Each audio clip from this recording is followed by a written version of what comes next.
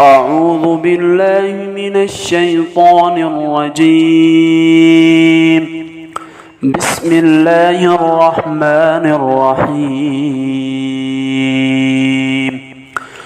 هل أتاك حديث الغاشية وجوه يومئذ خاشعة عاملة ناصبة تصلى نارا حامية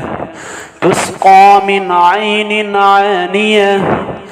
ليس لهم طعام إلا من ضريع لا يسمن ولا يغني من جوع وجوه يومئذ ناعمة لسعيها راضية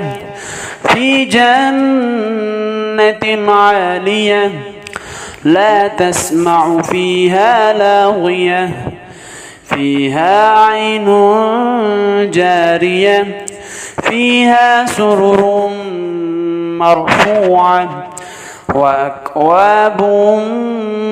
موضوعة ونمارق مسفوفة وزرابي مبثوثة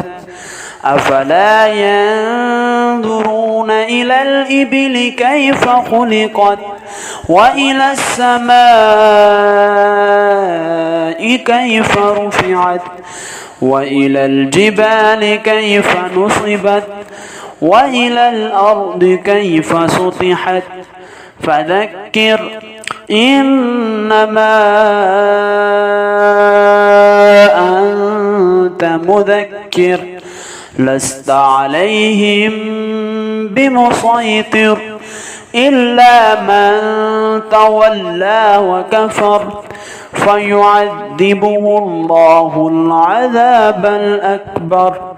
إن إلينا إيابهم ثم إن علينا